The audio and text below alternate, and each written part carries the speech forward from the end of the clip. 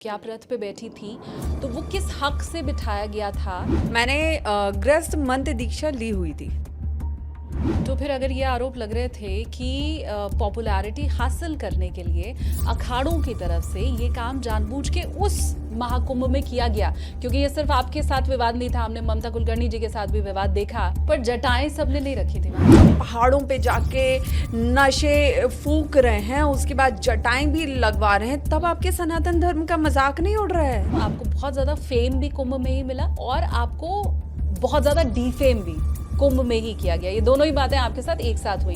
उस समय जब ये स्टार्ट हुआ था, जब एकदम से सर पे सब आ गया था। इस्तेमाल भी किया शब्द आपने अभी बोला, तो इस्तेमाल किसने किया? बहुत सुने क्या लोग, मैं पर्टिकुलर किसी के बारे में बात नहीं कर रही हूँ, लेकिन जब आपका नाम ऊपर जाता है ना, क्योंकि वो सारे साधु संत जिनका ये कहना है कि वर्षों की कठिन तपस्या के बाद हमें वो स्थान मिलता है जहाँ पर हर्षा आते साथ बैठ गई। जहाँ पे वो वर्षों से तपस्या कर रहे हैं, वहाँ पे शायद उनकी जगह मैं। कुछ वीडियोस आपके सोशल मीडिया के ऊपर आए, आप बहुत दुखी थी, रो रही थी आप बाकायदा, आपने अटेम्प्ट शायद आप करने वाली थी। एआई से बना के उस वीडियो को उस व्यक्ति तक का नाम पता है जिसने ये सारी। मैंने आपके रोते हुए जो वीडियोस देखे हैं वो तो बिल्कुल जिसने भी देखा होगा वो उसको भूल नहीं पाया होगा। आपकी आंखों के सामने से नहीं जा रहा, मैंने वो रातें झेली हैं। दीपक सारस्वत कौन है ये?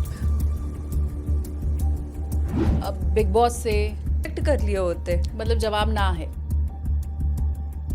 क्या लाइमलाइट में रहने की आदत आपको वृंदावन से संभल तक की यात्रा,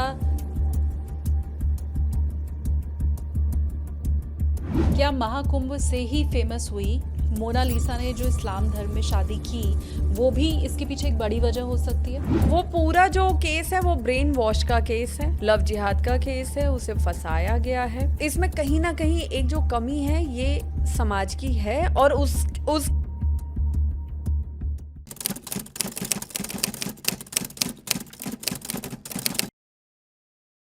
नमस्ते, प्रणाम, जय श्री कृष्ण, राधे राधे। आप देखना शुरू कर चुके हैं चिंतामणि विद एसकेटी यानी कि मैं शालिनी कपूर तिवारी। आज तक इस पॉडकास्ट में आपने हमेशा बड़े धर्म गुरुओं को देखा है, आपने कथावाचकों को देखा है, ज्योतिषाचार्यों को देखा है। आज मेरे साथ जो अतिथि इस पॉडकास्ट में मौजूद हैं, उनका नाता ग्लैमर की दुनिया से भी है और अब उनका नाता सनातन धर्म कथाओं से भी है। लेकिन बड़ा विवादित वो चेहरा है, जब आप देखेंगे तो आप खुद पहचान जाएंगे। आपने उनकी कथाएं सुनी हो या ना सुनी हो, उनसे जुड़े विवाद जरूर आपने सुने होंगे। तो चलिए स्वागत कर लेती हूँ पॉडकास्ट में। आज मेरे साथ हैं हर्षा रिछाड़िया जी, बहुत स्वागत है आपका। जय श्री राम जी। जय श्री राम।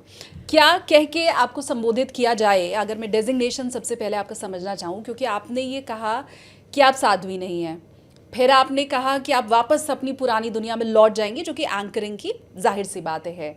अब आप वापस कथावाचक बन गई हैं, तो क्या एग्जैक्टली कहा जाए आपको?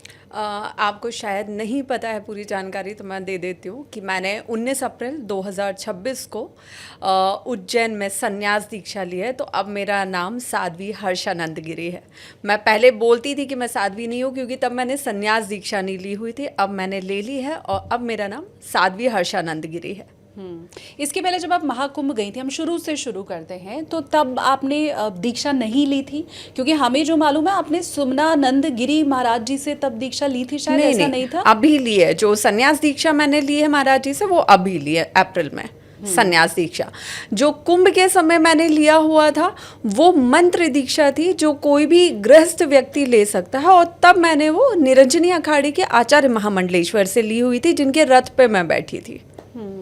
तो अब इसमें बड़ा सवाल फिर ये आता है, क्योंकि रथ पे बैठने के जिस समय वो निकल रहा होता है, पूरा शाही स्नान के लिए जब निकलते हैं, तो रथ पे बैठने के जो नियम हमें मालूम हैं, जितना मीडिया में लोगों को मालूम है, वो ये है कि उसके लिए एक तो वर्षों का साथ उस अखाड़े के साथ होना चाहिए, और कोई भी आम शख्स नहीं बैठ सकता है। मैं अगर ये आपसे समझना चाहूँ कि आप रथ पे बैठी थी, तो वो किस हक से बिठाया गया था, वो आप समझाइए। मुझे एक बात बताइए, हो सकता है जितनी जानकारी आपको हो शायद मुझे ना हो, ये भी हो सकता है, लेकिन मैं किसी को धक्का देके किसी को फोर्स करके तो मैं रथ में नहीं बैठी ना, मैं अपने गुरु आज्ञा से ही रथ पे बैठी। अब वो जो गुरु जी थे जिन्होंने मुझे रथ पे बिठाया, उनका अनुभव या उनकी जानकारी हम दोनों के अनुभव से कहीं ज़्यादा होगी। जो अपना पूरा जीवन सनातन मार्ग और अध्यात्म मार्ग में दे चुके हैं, उनसे ज़्यादा जानकारी हम दोनों को नहीं होगी। तो अगर उन्होंने मुझे आज्ञा दी है तो फिर वहाँ सारे सवाल ही ख़त्म हो जाते हैं। उन्होंने कुछ सोच के ही मुझे आज्ञा दी होगी। दूसरी चीज़, मैं इकलौती नहीं थी जो गृहस्थ थी और रथ पे बैठी। मेरे साथ अगर आप वीडियो को जूम करेंगे तो आपको मेरे आजू बाजू और भी लड़कियां और महिलाएं दिख जाएंगी जो बैठी हुई हैं। तो सवालों के घेरे में एक चेहरा क्यों? तो मैंने ऐसा कोई नियम नहीं तोड़ा। बस मुझे लगता है कि कभी कभी इंसान को लगता है कि इसका नाम ऊपर जा रहा है, इसको टारगेट कर सकते हैं, तो हमारा नाम भी ऊपर चला जाएगा। सिर्फ ये बात होती है। वो टारगेट करने वाला कौन था? बहुत से थे। मैं अगर मुझे आप ये पूछोगे कि आपको सपोर्ट कितनों ने किया, तो उनके नाम मैं उंगलियों पे गिन सकती हूँ, लेकिन मुझे टारगेट कितनों ने किया उनकी तो कोई काउंटिंग ही नहीं है। किसी का नाम आप लेना चाहती हैं? नहीं, मैं किसी को पॉपुलैरिटी नहीं देना चाहती। अच्छा, मैं जो आपको कह रही थी कि हमें जो इसका नियम पता है वो ये कि आचार्य महामंडलेश्वर बैठते हैं, महामंडलेश्वर बैठते हैं, अखाड़ों के जो पदाधिकारी होते हैं वो बैठते हैं, जो अखाड़े के इष्ट देव होते हैं सबसे आगे उनको रखा जाता है, और बहुत कड़े नियम और प्रोटोकॉल इसमें बताया जाता है। आपके इर्द गिर्द जाहिर सी बातें महिलाएं बैठी थी और उन सब की तस्वीर सभी ने देखी है। क्या वो सब उतनी ही नई थी उस अखाड़े के साथ जुड़ने वाली या दीक्षा लेने वाली, ये आपको अगर मालूम हो तो? देखिए, मैंने उस वक्त आचार्य महामंडलेश्वर जी से मैंने गृहस्थ मंत्र दीक्षा ली हुई थी। तो मैं तो उनकी शिष्या हुई और मैं 1.5-2 साल से उनके अंडर में साधनाएं भी कर रही थी, हरिद्वार में सब चीज़ें। मेरे बाजू में जो 2 लड़कियां बैठी थी वो तो एक यूट्यूब चैनल की एंकर्स थी, जिनका तो अखाड़े से भी लेना देना नहीं था। सीरियसली? हाँ जी। उनका अखाड़े से कोई लेना देना ही नहीं था? नहीं। अब आप सोचिए कि सवाल के घेरे में किसको खड़ा होना चाहिए? ठीक बात। जिनका ना साधना से लेना देना ना अध्यात्म से लेना देना, वो सिर्फ वहाँ पे आई थी कि हम कैसे भी घाट पे पहुँच जाओ, वहाँ पे फिर हम रिकॉर्डिंग कर रहे हो, क्योंकि हम लड़की हैं, हम अगर नीचे उतर के जाएंगे तो हम भीड़ में फंस सकते हैं, इसलिए वो रथ पे बैठ गई। तो फिर सवाल के घेरे में किसको खड़ा होना चाहिए? तो फिर अगर ये आरोप लग रहे थे कि पॉपुलैरिटी हासिल करने के लिए अखाड़ों की तरफ से ये काम जानबूझ के उस महाकुंभ में किया गया, क्योंकि ये सिर्फ आपके साथ विवाद नहीं था, हमने ममता कुलकर्णी जी के साथ भी विवाद देखा, तो फिर वो जो आरोप लग रहे थे वो ठीक थे? देखिए, मैं किसी भी अखाड़े को लेके कुछ नहीं कहना चाहूँगी, लेकिन मुझे लगता है कि अगर आप, जो इंसान बैठा हुआ है, जो इंसान नया है या जिसको अनुभव नहीं है, उससे प्रश्न करने से अच्छा उस इंसान से प्रश्न कीजिए जो बिठा रहे हैं। ठीक है, हो सकता है बहुत से लोग रथों पे जो बैठे हों उनके बारे में स्वयं पीठाधीश्वर को या स्वयं आचार्य महामंडलेश्वर को भी ना पता हो कि नीचे के लोग क्या कर रहे हैं। कई बार होते हैं कि नीचे के जो होते हैं शिष्य वगैरह, वो अपने आगे कुछ चीज़ें कर देते हैं। हो सकता है उन तक वो जानकारी नहीं आ गई हो, उनको बाद में पता चला हो। बहुत सी चीज़ें हो सकती हैं। तो हम पूरे अखाड़े को उसमें प्रश्न चिन्ह नहीं लगा सकते हैं। हालांकि ये मुझे लगता है इकलौता ऐसा महाकुंभ था जब सनातन से ज़्यादा, भगवत भजन से ज़्यादा जो चर्चा रही वो वहाँ पहुँचे अलग अलग लोगों की थी। वो चाहे मोनालिसा की हम बात कर लें, वो हम चाहे आईआईटी वाले बाबा की कर लें, ममता कुलकर्णी के साथ भी बहुत से विवाद जुड़े रहे, आप भी उन्हीं में से एक थी। क्योंकि आपने उसी महाकुंभ में ये कहा कि आप साध्वी नहीं है, बाद में आपकी जो एक बाइट आई, लेकिन हमने देखा कि आपका जो पूरा अटायर था वो साध्वी वाला ही था। उसका क्या बहुत बड़ा रोल था? मुझे एक बात बताइए, अगर मैं मंदिर में जा रही हूँ या मैं कुंभ में जा रही हूँ या मैं किसी आश्रम में किसी संत का आशीर्वाद लेने जा रही हूँ, क्या मेरा जीन्स या लोअर टी शर्ट पहन के जाना उचित रहेगा?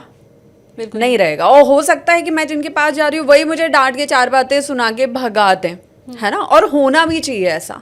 तो हम जहाँ जाते हैं, आज अगर कोई भी लड़की क्लबिंग में जा रही है, कैफ़े में जा रही है और वो वहाँ पे साड़ी या सूट पहन के पहुँच जाए, तो वहाँ भी लोग एक्सेप्ट नहीं करते हैं, क्योंकि हमारे यहाँ बोला जाता है जैसा देश वैसा वेश, राइट। तो अगर मैं वहाँ पे पहुँची, त्रिपुंड लगाने की बात थी, त्रिपुंड मैं बहुत सालों से लगा रही हूँ, और सबसे बड़ी बात कि मेरा जो जन्म है वो सनातन धर्म में हुआ है, ब्राह्मण परिवार में हुआ है, तो तिलक लगाने के लिए, भगवा पहनने के लिए, रुद्राक्ष पहनने के लिए मुझे किसी के पिताजी की भी आज्ञा की ज़रूरत नहीं है। वो मेरा जन्म सिद्ध अधिकार लेके मैंने जन्म लिया है, तो उस पर इतना विवाद क्यों? और मेरे रूप रंग पे कि मैंने क्या पहना है, भाई मैं जिस जगह गई हूँ उसके अकॉर्डिंग मैंने पहना है।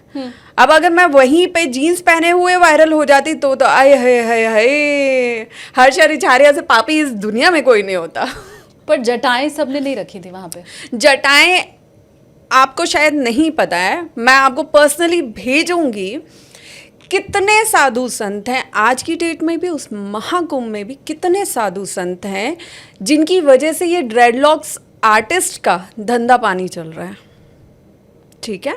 जो जिनकी उम्र हो चुकी है, चाहे वो किसी भी जेंडर के हैं, किसी भी अखाड़े के हैं, किसी भी संप्रदाय के हैं, सब आज की डेट में लगवा रहे हैं।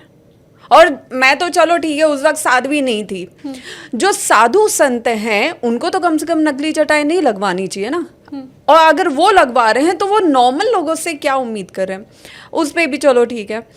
मैं जो हूँ, मैं सनातन धर्म को फॉलो करती हूँ, उसको बहुत मानती हूँ, ठीक है? और वो जो जटाएं थी वो मुझे 3 साल से लगवानी थी, जो समहाउ पता नहीं मेरे ग्रह इतने तेज चले या जो भी नक्षत्र बने हो, जो भी संयोग बने हो, कि मुझे 3 साल से लगवाने थे।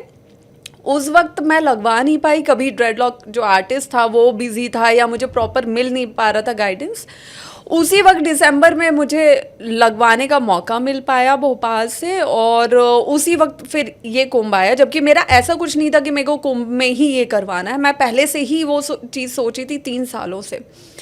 अब मैं कोई नशे नहीं करती हूँ, मैं कुछ भी गलत काम नहीं कर रही हूँ। आज की डेट में आप उनका विरोध क्यों नहीं कर रहे हो जो पहाड़ों पे जाके नशे फूक रहे हैं, उसके बाद जटाएं भी लगवा रहे हैं? तब आपके सनातन धर्म का मजाक नहीं उड़ रहा है? तब सनातन धर्म बदनाम नहीं हो रहा है कि देश के ऐसे युवा जो नशे कर रहे हैं और जटाएं लगवा के जटाओं को बदनाम करवा रहे हैं, महादेव का नाम लेके उन्हें बदनाम कर रहे हैं? तब आप विरोध क्यों नहीं कर रहे हो? आपको तो उनका विरोध करना चाहिए। मेरा सवाल लेकिन अभी भी वही का वही है, जो जटाएं आपने लगाई थी उनका एक बड़ा रोल था जिसने आपको साध्वी डिक्लेयर किया? हो सकता है, मैं कुछ, क्योंकि उसमें मिली जुली सारी चीज़ें थी। उसमें भगवा रंग भी लोगों ने इंक्लूड किया, उसमें त्रिपुंड भी इंक्लूड किया, उसमें जटाएं भी इंक्लूड की, उसमें क्या बोलते हैं, मेरा अखाड़े के साथ रहना भी इंक्लूड किया, उसमें सब इंक्लूड था। उसमें कोई एक चीज़ इंक्लूड नहीं थी, क्योंकि जब विरोध हुआ तो सिर्फ जटाओं का नहीं हुआ, उसमें भगवा रंग का भी विरोध हुआ कि मैं भगवा पहन के कैसे बैठी हुई थी।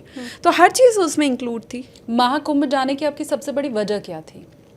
पहली चीज़ कि मैं कुंभ में पहली बार नहीं गई थी, ठीक है? 2004 में हमारे यहाँ सिंहस्थ कुंभ हुआ था उज्जैन में, जहाँ मैं पहली बार गई थी अपने गांव से निकल के, क्योंकि पापा को किसी एक संत ने ये बोला हुआ था कि आप अपने फैमिली को लेके ये सिंहस्थ कुंभ में जाओ, वहाँ पे कुछ दिन रहो, स्नान करो, और वहाँ से आप लोगों के साथ सब ठीक होना शुरू होगा। तब उनके बोलने पे पापा हमको लेके, मुझे, मेरे भाई, मम्मी, दादी, हम सब उज्जैन पहुँचे। तब मैंने जीवन में पहली बार कुंभ देखा था, और वहाँ पहुँच के इतनी भीड़, सब चीज़ें। फिर हम वहाँ पे हफ्ते 10 दिन रहे, स्नान किया। फिर हम वहाँ से जब वापस आ रहे थे तो किस्मत का ऐसा फेर कि हमें गांव वापस नहीं जाना पड़ा और हम भोपाल शिफ्ट हो गए। वहाँ रह के हमारी स्कूलिंग आगे बढ़ी, सब चीज़ें। फिर 2016 का कुंभ, सिंहस्थ कुंभ उज्जैन का ही, जिसमें मैं दूसरी बार गई। वहाँ रह के मैं ये कहूँगी, वहाँ भी मैं हफ्ते 10 दिन रही थी, मेरी पूरी फैमिली रही थी। और वहाँ से जब मैं लौटी तब मेरा इंडिया से ज़्यादा आउट ऑफ इंडिया काम करना स्टार्ट हुआ था फॉर एंकरिंग। तो वो मेरा मतलब पहली बार में मैं भोपाल शिफ्ट हुई, दूसरी बार में मैंने इंडिया के बाहर काम करना स्टार्ट किया, और ये मेरा तीसरा कुंभ था जो पूरे देश ने देखा। तो कोई आइडिया नहीं था कि आप वहाँ पे जा रही हैं तो आपको रथ पे बिठा दिया जाएगा, या उसके बाद तरह तरह की उपमाएं आपके साथ जुड़ी, आपको सबसे खूबसूरत साध्वी बोला गया, आपको हिंदू सनातन शेरनी कहा गया, तो इतने सारे टैग मिल जाएंगे, पहले से कोई अनुमान नहीं था? नहीं, क्योंकि पहले वाले कुंभ थे ना, तो वहाँ पे हम स्नान करते थे, तब सोशल मीडिया भी उतना कौन चलाता था 2016 तक। लेकिन इस वाले में जब गुरुजी ने मुझे दिसंबर में बोला कि बेटा वहाँ पे आना है और वहाँ पे आश्रम की गतिविधियाँ भी तुमको मैनेज करना है, एक आश्रम के फैमिली मेंबर की तरह। तो मैंने कहा ठीक है। तो उन्होंने बोला कि तुमको 1 महीना वहीं रहना है और वहीं पे थोड़ा काम भी संभालना है सारी चीज़ से। मैंने कहा ठीक है, यहाँ पे वैसे भी आश्रम में आना जाना होता है, वहाँ रहेंगे तो बहुत से संतों से मिलना होगा और बहुत सारी चीज़ें। अभी जैसे मैं आश्रम में रह रही थी कुंभ से पहले तक, तो वहाँ पे सिर्फ नवरात्रि की साधनाएं या सावन की साधनाएं हम देख रहे थे, सीख रहे थे, कर रहे थे।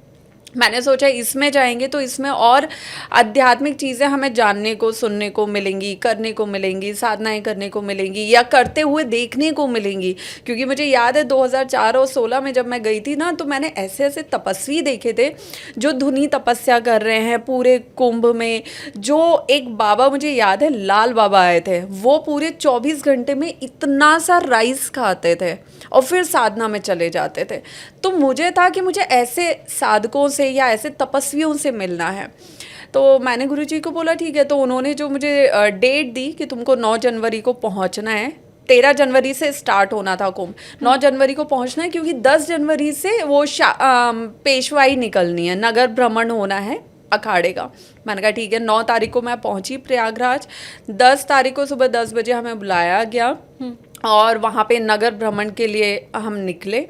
तो बस वहाँ से गुरुजी ने जहाँ पे मुझे आज्ञा दी बैठने के लिए, मैं उस रथ पे बैठी और जिस रथ पे मैं थी उस रथ पे एक यूएस से संत आए हुए थे जिनका नाम था टॉम। उस वक्त बाद में उनको महामंडलेश्वर बना दिया गया और फिर उनका नाम चेंज हो गया। तो उनके साथ मुझे रथ पे बिठाया गया। वो ऊपर बैठे थे सिंहासन पे, मैं नीचे बैठी थी। वहाँ से चीज़ें स्टार्ट हो गई। अब ये ऐसे शुरू होके ऐसा मोड़ लेती है, ये मैंने भी जीवन में पहली बार एक्सपीरियंस किया हुआ था। तो मेरे लिए तो सब कुछ नया था, मैं तो सिर्फ आज्ञा को फॉलो कर रही थी। कुंभ में पहुंचने के पहले आजीविका के लिए आप क्या कर रही थी? एंकरिंग। आप तब तक एंकरिंग से जुड़ी हुई थी? नहीं। कुंभ मैंने नवंबर में लास्ट के 2 शो किए थे और तब कैसा था, जब मैं प्रॉपर एंकरिंग कर रही थी तब मैं महीने के 20 शोज करती थी और बाकी 10 डेज ट्रैवल में निकल जाते थे।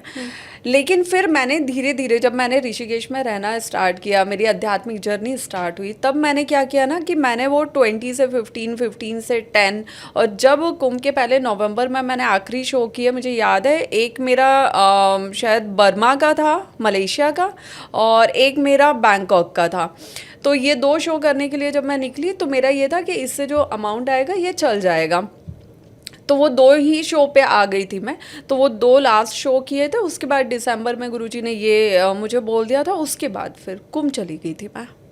मतलब कुंभ जाने के पहले तक आपने ये डिसाइड नहीं किया था कि आपको सनातन में ही आगे बढ़ना है? सनातन में आगे बढ़ना था, तभी तो मैंने काम कम किया था। लेकिन मुझे ये बताइए, अगर मैं काम पूरी तरह बंद कर देती तो मेरे खर्चे कौन उठाता? मैं अगर जैसे ऋषिकेश में रह रही थी, मैं रेंटेड अपार्टमेंट लिया हुआ था, कहीं भी आप ट्रैवल करोगे या रेंट पे करोगे या राशन पानी लाओगे, उसके खर्चे मैं किसका मुंह देखूंगी कि कोई मेरे खर्चे उठाए? और कोई अगर मेरे खर्चे उठाएगा आज भी तो वो मुझसे कुछ उम्मीद नहीं रखेगा, इसकी क्या गारंटी है? क्यों कोई फ्री में मेरी भलाई करेगा? तो मुझे तो काम करना ही पड़ेगा। अब वो काम करने के तरीके अलग हो सकते हैं। तब मुझे नहीं समझ में आ रहा था कि मुझे क्या करना है, और जब तक नहीं समझ में आएगा, कुछ गलत रास्ता लेने से बेटर है ना कि मैं वो काम करूं जो अभी मेरे सामने है और वो कुछ गलत भी नहीं है। तो मैं क्या आजीविका पे भी क्योंकि मैंने सवाल पूछा है, तो अभी कुछ वक्त पहले आपने कहा था कि आप बहुत ज्यादा कर्जे में डूबी हुई हैं। बिल्कुल। अभी सारे कर्जे दूर हो चुके हैं? कहाँ से होंगे? क्या काम कर रही हूँ मैं? कौन से मेरे बड़े से कारोबार चल रहे हैं जैसे मुझे करोड़ों का प्रॉफिट हो रहा है? क्या हो रहा है मेरे साथ? तो कितना कर्ज है अभी? और वो महीने के साथ साथ थोड़ा बढ़ भी रहा है, थोड़ा स्ट्रेस भी होता है। लेकिन ठीक है, फिर मैं ये सोचती हूँ कि कहीं से कुछ तो कभी तो ठीक होगा। पर ईएमआई तो हर महीने जानी होती है। बिल्कुल जानी होती है, और मेरी 2 ईएमआईज जाती हैं। तो ठीक है, वो हम बिहाइंड द कैमरा बात करेंगे। कुछ चीज़ें शायद खुल के बताना भी ठीक नहीं रहता। नहीं, बिल्कुल हम सम्मान करते हैं आपकी इस बात का। अब क्योंकि हम कुंभ में थे, मैं कुंभ के इस चैप्टर को यहाँ पे ख़त्म करती हूँ। आपको बहुत ज़्यादा फेम भी कुंभ में ही मिला और आपको बहुत ज़्यादा डीफेम भी, कुंभ में ही किया गया, ये दोनों ही बातें आपके साथ एक साथ हुई। जी। इसको आप पॉजिटिव ले रही हैं, नेगेटिव ले रही हैं? अब उस समय जब ये स्टार्ट हुआ था, जब एकदम से सर पे सब आ गया था, तब मैं बहुत नेगेटिव ले रही थी और बहुत नेगेटिव हो गई थी। अब मुझसे कोई भी पूछता है, मैं उसे बहुत पॉजिटिव लेती हूँ, क्योंकि कुंभ ने मुझे जो एक्सपीरियंस दिए हैं, जो रोलर कोस्टर मुझे उतारा चढ़ाया है, वो ऐसा एक्सपीरियंस है जो शायद नॉर्मल लाइफ में मुझे 20-30 साल लग जाते, कि ऐसा भी होता है जीवन में। लोग ऐसे भी बदलते हैं, लोग ऐसे भी छोड़ते हैं, लोग ऐसे भी फ़ायदा उठाते हैं, लोग ऐसे भी आपको नीचे गिराते हैं, लोग ऐसे भी आपके नाम को कुचल कर खुद का नाम बनाना चाहते हैं, लोग एक लड़की का इस हद तक इस्तेमाल भी कर सकते हैं। ये सारा अनुभव मुझे कुंभ ने दिया, और मैं बहुत भाग्यशाली हूँ जो मैं इस हद तक टारगेट हुई हूँ। इस्तेमाल भी किया शब्द आपने अभी बोला, तो इस्तेमाल किसने किया? बहुत सोने किया। अगर आप हमें थोड़ा बता पाएं, बिना नाम लिए, आप अगर खोल के नहीं बताना चाहती।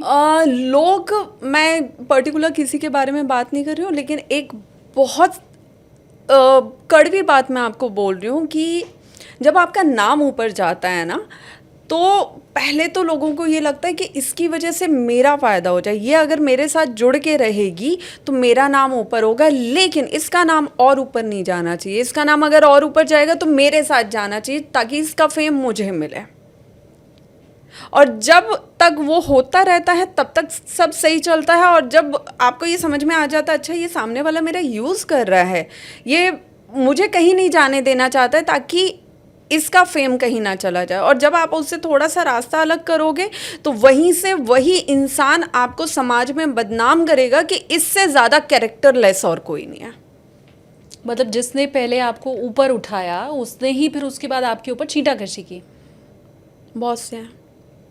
तो उन सारे नामों को क्या हम इसमें रख सकते हैं जिन्होंने सबसे ज़्यादा मुखर होकर आपका विरोध किया है? बहुत से ने विरोध किया भी है, हालांकि जिन लोगों ने विरोध किया वो मेरे बारे में ज़्यादा जानते ही नहीं थे, और जिन्होंने विरोध नहीं किया उन्होंने ऑन कैमरा विरोध नहीं किया है, लेकिन उन्होंने बैक कैमरा बहुत माउथ पब्लिसिटी किया और बहुत बैक बिचिंग की है। शामवीर पीठाधीश्वर स्वामी आनंद स्वरूप जी महाराज का नाम क्या हम इसमें जोड़ सकते हैं? इसके अलावा अनिल आनंद महाराज जी। देखिए, जो आपने पहला नाम लिया आनंद स्वरूप जी महाराज, उन्होंने उस वक्त विरोध किया था ना, वो मेरे बारे में पूरा जानते थे और मैं तो उनको जानती ही नहीं थी। मैं माफ़ी चाहूँगी, लेकिन मैं बहुत से संतों को नहीं जानती थी, उन्हीं को जानने के लिए मैं कुंभ में गई थी। ठीक है, उन्होंने मेरा विरोध किया, उस वक्त तो मुझे बुरा लगा था सब चीज़ें, लेकिन आज की डेट में वो खुद ही मीडिया में बोलते हैं कि मैं उनकी छोटी बहन हूँ, और मेरे बर्थडे पे भी मैं उनसे अभी मार्च में मिली थी। तो उन्होंने मेरे बारे में, मुझे नहीं लगता कि कुछ भी बैक बिचिंग की होगी, क्योंकि वो, मुझे ऐसा लगता है कि वो कड़वा ज़रूर बोलते हैं, लेकिन जो बोलते हैं कैमरे पे बोल के ख़त्म कर देते हैं। मैं एक चीज़ आपसे समझना चाहती हूँ, वो तमाम लोग, चाहे जो सोशल मीडिया पे जिन्होंने आपका विरोध किया, आपको ट्रोल किया, और वो लोग जो कैमरे के सामने आपके बारे में आके बोल रहे थे, उन्हें गलत क्यों माना जाए? कोई भी आपसे ईर्ष्या क्यों ना करे? क्योंकि वो सारे साधु संत जिनका ये कहना है कि वर्षों की कठिन तपस्या के बाद हमें वो स्थान मिलता है जहाँ पर हर्षा आते साथ बैठ गई, तो उनको वो ईर्ष्या, उनको वो जलन, उनको वो छींटाकशी का मौका जो मिला, वो सब क्या जेन्युइन फिर नहीं है? देखिए, अगर मैं उनकी तरफ से सोचूं तो वो ये जो स्टेटमेंट दे रहे हैं ये बिल्कुल सही दे रहे हैं, बिल्कुल सही दे रहे हैं, क्योंकि जहाँ पे वो वर्षों से तपस्या कर रहे हैं वहाँ पे शायद उनकी जगह मैं होती तो मैं भी यही स्टेटमेंट देती कि आज मैं जिस जगह 20-30 सालों से हूँ, वहाँ पे कोई 20-30 दिन का कोई भी व्यक्ति आ जाए, वो फेम लेके चला जाए, तो हो सकता है मुझे भी बुरा लगेगा।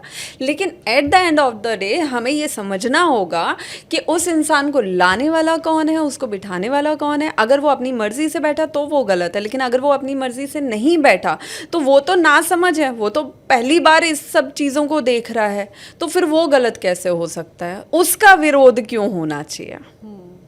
अब ये पूरा महाकुंभ का इंसिडेंट हम छोड़ते हुए अब थोड़ा आगे बढ़ते हैं।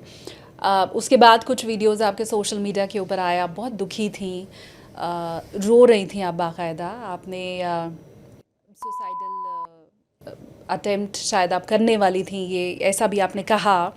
इन सब के पीछे मतलब मैं ये मानती हूँ कि ये कदम या इसके बारे में बात करना भी बड़ा मुश्किल होता है, तो कोई अगर कह रहा है तो यूं ही तो नहीं कह देगा। तो इतना अंदर तक क्या आपको भेद चुका था, जबकि तब तक तो आप तमाम चीज़ें देख ही चुकी थी? वहाँ क्या हुआ था? मैं जब कुंभ से निकली थी ना, मैं बहुत ज़्यादा टूट गई थी, बहुत मायूस हो गई थी। ट्रोलिंग से? ट्रोलिंग भी, विरोध भी, खुल के संतों की इतनी नफरत भी। और मेरे मन में एक सवाल था कि मैंने ऐसा गलत क्या किया। और ये सवाल मैं बोलती हूँ, ये सवाल ना मेरी आखिरी सांस के साथ मेरे साथ जाएगा। तो तब तक जब मैं कुंभ से निकली, तब मुझे सबने समझाया, मेरे फैमिली मेम्बर्स ने, फ्रेंड्स ने, कि कुंभ निकल गया, अब सब अपनी लाइफ में बिजी हो जाएंगे, किसी को किसी की नहीं पड़ी होती है, अब सब ठीक हो जाएगा। तो मुझे भी यही लगा था कि शायद यही होता होगा। तो मैं कुंभ से बाहर आई, सब चीज़ें हुई। उसके बाद मेरी ट्रोलिंग बहुत ज़्यादा बढ़ गई, बहुत ज़्यादा। तो फिर ये हुआ कि सोशल मीडिया है, कुछ टाइम में थम जाएगा। लेकिन मुझे याद है कि मेरा एक वीडियो वायरल करवाया। वो वीडियो ओरिजिनल वीडियो ये था कि मैं कुंभ में जा रही हूँ अपनी गाड़ी से। एक पुलिस वाले ने हमारी गाड़ी रोकी, उसने मुझे बोला फ़ोटो क्लिक करवाने के लिए। मैं अपनी गाड़ी से उतरी, उसके साथ फ़ोटो क्लिक करवाई, मैं गाड़ी में बैठ के निकल गई। उस AI से बना के उस वीडियो को बहुत अश्लील तरीके से दिखाया गया। फिर मेरे और पुराने जो एंकरिंग के टाइम के वीडियोस, फोटोज़ थे, उनको बहुत अश्लील तरीके से AI से बना के और पूरे सोशल मीडिया में ट्रोल करवाया गया। मैंने जब पहली बार देखा ना, मेरे ऐसे हाथ कांपने लगे थे। और तब मेरा ये था, तब भी मैं शांत रही कि ठीक है, सोशल मीडिया है, एक और टाइम के बाद थम जाएगा। बस मेरी ये ऊपर वाले से विनती थी कि भगवान, ये वीडियो मेरा भाई और मेरे पापा कभी ना देखे, क्योंकि एक फैमिली कभी उस चीज़ को फेस नहीं कर पाएगी कि उनकी बेटी बहन के इस तरह के वीडियोस वायरल हो रहे हैं। और जब मेरे भाई ने उस रात मुझे फ़ोन किया, मुझे याद है उसकी आवाज़ कैसी थी, और वो मेरे लिए सहन करने लायक नहीं था। और आपको पता है, सबसे अजीब बात मैं आपको बताऊं, आपको हैरानी होगी मेरे ऊपर कि मुझे उस व्यक्ति तक का नाम पता है जिसने ये सारी चीज़ें करवाई, जिसने मुझे इतना ट्रोल करवाया। मुझे ट्रोल पहले नहीं किया जा रहा था, मेरा सिर्फ विरोध किया जा रहा था। विरोध में ट्रोलिंग में फ़र्क होता है। जब ट्रोलिंग स्टार्ट हुई मेरी, मुझे याद है जिस बंदे ने करवाया उससे मैं 14th को कुंभ में मिली, फिर वो भोपाल वापस आ गया 15th को, और 16th जनवरी 2025 से मेरी ट्रोलिंग स्टार्ट हुई है। आप देखिएगा गूगल पे। और आपको पता है रीज़न क्या है? रीज़न सिर्फ और सिर्फ ईगो क्लैश है, और कुछ भी रीज़न नहीं है। और मुझे लोगों ने खुल के उसका नाम बताया, जिन लोगों को उसने फोर्स किया, या जिन मीम पेज को, या जिन दिल्ली के बड़े क्रिएटर्स को उसने कांटेक्ट किया मुझे ट्रोल करने के लिए, उन लोगों ने खुल के बताया मुझे। आपने कोई एक्शन नहीं लिया? मैंने कोई एक्शन नहीं लिया। आप डरी हुई थी? मैं किसी के बाप से डरने वाली इंसान नहीं हूँ। अगर मैं डरी होती, आज मैं आपके सामने नहीं बैठी होती। तो उसको सज़ा मिलनी चाहिए, कल उसको दूसरी हर्षा मिलेगी। नहीं मिलेगी। मेरा शायद आप मुझे पागल भी बोल सकते हो इस चीज़ में, लेकिन मैं कर्मों पे बहुत यकीन रखती हूँ। मुझे लगता है कि हर इंसान के कर्म घूम फिर के उस तक पहुँचते हैं, और मैंने लोगों को अपने सामने भुगतते देखा है। तो आपने उसको उसके कर्मों पे छोड़ दिया है? यस। आपको नहीं लगता पुलिस कंप्लेंट होनी चाहिए जब लोग खुल के आपको पुलिस नाम बता रहे कंप्लेंट से हैं? पता है पुलिस कंप्लेंट से क्या होगा? मैंने एक चीज़ देखी है, एक्सपीरियंस किया है। पुलिस कंप्लेंट से जो आरोपी है ना, उससे ज़्यादा केस करने वाला परेशान होता है। फिर पता है क्या होता? मुझे अपने सारे काम छोड़ के, सब कुछ छोड़ के भोपाल में ही बैठना पड़ता। बार बार थाने और कोर्ट कचहरी के चक्कर लगाने पड़ते, बार बार लॉयर के चक्कर लगाने पड़ते। मेरा मोबाइल भी, एक बार मुझे याद है बहुत पहले, मेरा मोबाइल पुलिस ने ले लिया था कि आपके मोबाइल पे मैसेज आए थे ना, तो मोबाइल जब्त करना पड़ेगा। वो मोबाइल मुझे कभी नहीं मिला था। वो मेरी मेहनत की स्टार्टिंग का कमाई थी, तो वो जाना मेरे लिए। तो पुलिस प्रोसीजर ना अभी बहुत लंबा हो गया। और मैं ये भी नहीं कहती हूँ कि आप हर चीज़ झेलो, लेकिन वहाँ तक झेलो जहाँ तक आप झेल सकते हो। क्योंकि ये जो झेलना है ये खाली नहीं जाता है। ये ऊपर वाले के पास सारा कुछ लिखा जा रहा है, और ये बहुत पॉजिटिव बन के मेरे लिए वापस आएगा, बहुत नेगेटिव बन के उसके पास वापस जाएगा। उसके बाद उस इंसान के साथ बहुत कुछ बुरा भी हुआ जो मुझे पता चलता गया, एंड आई वाज लाइक कि ठीक है, महादेव बैठे हैं। मैंने इंटरनेट पे बहुत सी लड़कियों के ऐसे रील्स देखी हैं जिनका जैसे ही ब्रेकअप होता है वो बहुत दुखी होती हैं, वो सबसे पहले अपने बाल कटवाती हैं। आई होप आपने भी ज़रूर देखा होगा, बहुत लंबे बालों वाली लड़कियां, उन्होंने बिल्कुल छोटे छोटे अपने बाल कटा लिए हैं। कुछ लोग बिल्कुल बाल हटा देते हैं, राइट। और हालांकि मैंने अब देखा है उनको बहुत स्ट्रेंथ मिलती है, उनको बहुत लोगों का प्यार भी सोशल मीडिया पे मिलता है। आपके केस में मैंने देखा आपने जटाएं अपनी हटाई थी, तो उसको मैं ऐसे ही जोड़ के कनेक्ट करके क्या देख सकती हूँ या नहीं। अच्छा, मैं आपको लगता है ये, मतलब जिस हिसाब से हमारी अभी तक बात हुई, आपको लगता है कि कोई ट्रॉमा इतना बड़ा हो सकता है कि मैं खुद को चेंज करूं? मैंने आपके रोते हुए जो वीडियोस देखे हैं वो तो बिल्कुल जिसने भी देखा होगा वो उसको भूल नहीं पाया होगा, और वो वीडियो बिल्कुल ऐसे ही थे कि आप टूट चुकी हैं, आप हताश हो चुकी हैं और आप बिल्कुल शायद हार मान चुकी हैं, तो वो मेरे ज़हन से नहीं निकलता। आपको सच बताऊं, आप सोचिए आपने जो वीडियो देखा है जो आपकी आंखों के सामने से नहीं जा रहा, मैंने वो रातें झेली हैं, मैंने झेली, मेरी फैमिली ने झेली। और मेरी फैमिली जब मैं खुद से पूछती थी कि आज इतने बड़े होके, हम जब बच्चे होते हैं फिर हम बड़े हो जाते हैं, बड़े होके हम ये सोचते हैं कि हम अपनी फैमिली को खुशी दे पाएँ, आज मैं उनके दुखों का कारण बन गई हूँ। और जब मुझे याद है कि मेरे कुछ रिलेटिव्स ने कॉल किया और उन्होंने ये बोला कि आज लड़की की वजह से पूरे खानदान की बदनामी हो रही है। भाई अगर कोई मुझे ट्रोल कर रहा है तो मेरी क्या गलती है उसमें? बदनाम करने वाले किसी को नहीं छोड़ते, वो हमारे देश के मुखिया को नहीं छोड़ रहे तो मैं तो लगती क्या हूँ, है ना? बदनाम करने वालों ने भगवान को नहीं छोड़ा तो मेरी औकात क्या है? तो फिर बुरा लगता था कि यार आज फैमिली को ये सब सुनना पड़ रहा है, मम्मी पापा को, क्या मैं इतनी गलत हो गई? लेकिन हाँ, मेरी फैमिली ने मुझे बहुत स्ट्रेंथ दिया। मैंने बहुत रातें चीख चीख के रोके गुजारी हैं, और मुझे आदत है कई सालों से अकेले रहने की, मैं किसी के साथ नहीं रहती हूँ, तो हर रात रोना, टूटना, बिखरना और सुबह होने से पहले खुद को संभालना इस उम्मीद में कि कल का सूरज एक नई आशा की किरण लेके आएगा, है ना? जब आप किसी से कॉल पे बात नहीं करते हो, फैमिली से बात करने से बचते हो, कोई शेयर करने के लिए नहीं होता है, भगवान के अलावा अच्छा और बुरा बोलने के लिए कोई नहीं होता है, मैंने वो रातें गुजारी हैं। तो आप सोचिए कि जो ट्रॉमा आपने सिर्फ देखा है वो मैंने सहा है, वो मैंने हर रात टूट के सहा है। तो उस बार अच्छा, मेरी जटाएं निकलवाने का रीज़न मेरे दुख कभी नहीं रहा, मेरी जटाएं निकलवाने का रीज़न मैं खुद रही हूँ। और मैं बोल सकती हूँ लोगों ने मुझे इतना बुरा बोला ना, इतना बुरा बोला मेरी जटाओं को लेके, मेरे स्किन को लेके, मेरी आँखों को लेके, इतना बुरा बोला ना, तो अब मैं सोचती हूँ जब आपने बोल ही दिया है तो मैं अपने अकॉर्डिंग रहती हूँ। आपको तो हर हाल में बुरा बोलना है, मैं कैसी भी रहूँगी, मैंने आज ये पहना तो भी आप बुरा बोलोगे, मैं कल कुछ और पहनूंगी तो भी आप बुरा बोलोगे। अब मेरी आई साइट वीक है, मैं आज लेंस लगा रही हूँ पावर वाले तो भी आप बोलोगे, कल मैं चश्मा लगाऊंगी तो भी मीडिया ने अभी बीच में बोला था चश्मा लगाने पे क्या बोला था, मैंने नहीं सुना। सो मेरा आई टेस्ट हुआ, मुझे अभी बीच बीच में ना, क्योंकि बहुत ज़्यादा रोने की वजह से आंखें थोड़ी वीक और ज़्यादा हो गई हैं और आई इन्फेक्शन भी हो गया था मुझे, तो डॉक्टर के पास गई तो डॉक्टर ने मुझे बोला कि कुछ ट्रीटमेंट्स बताए, प्लस धूप से मेरी आंखें थोड़ी सेंसिटिव ज़्यादा हो गई हैं, तो उन्होंने बोला कि आपको दिन में ना ब्लैक कोई भी स्पेक्स या सन ग्लासेस यूज़ करने हैं। तो मैंने सोचा कि अब मैं सन ग्लासेस अलग बनवाऊंगी, स्पेक्स अलग बनवाऊंगी, तो इट्स बेटर कि मैं स्पेक्स में ही वो जो कलर चेंज वाला आता है वो फ्रेम लगवाऊंगी। तो मैंने वो करवाया। यहाँ मैं चश्मे वाले से बात कर रही हूँ, मैंने कहा भैया 10 मिनट से धूप में खड़ी हूँ, मेरा चश्मा काला नहीं हो रहा है, ठीक है। और यहाँ पे मीडिया वाले आए आश्रम में और उसी वक्त मेरा चश्मा थोड़ा काला हो गया, उन्होंने फ़ोटो भी खींच ली, उन्होंने चश्मे पे बात भी कर ली।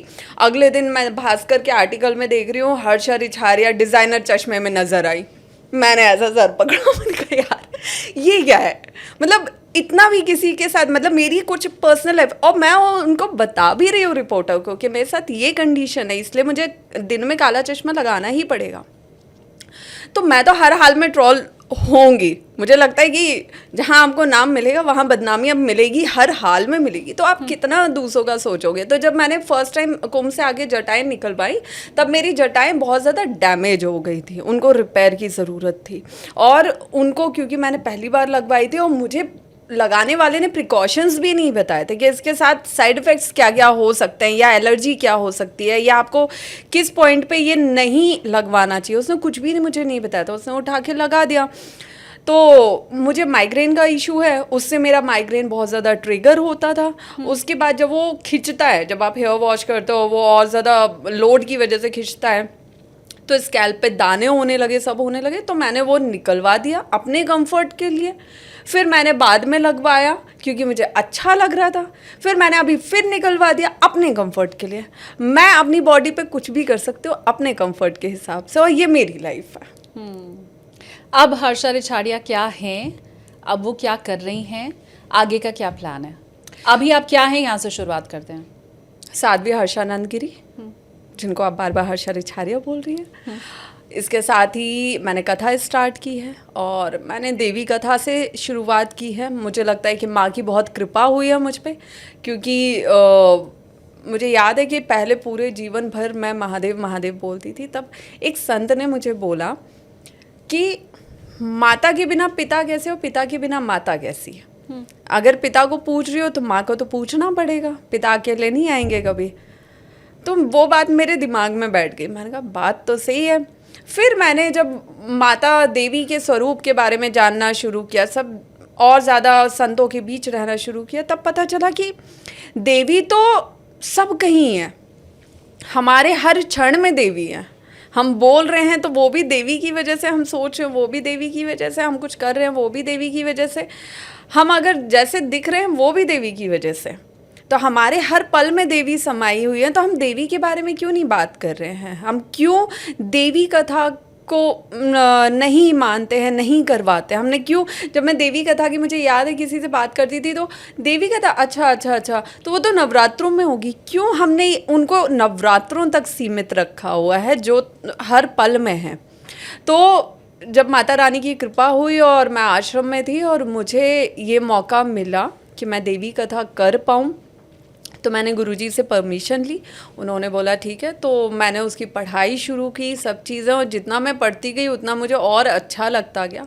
और मैं सुबह 4 बजे तक पढ़ती थी, पूरी रात पढ़ती थी, तो मुझे अच्छा लगा। और फिर जब देवी कथा मैंने की माता रानी के आशीर्वाद से, तब मुझे ये ज़रूरत महसूस हुई कि देवी कथा होनी चाहिए।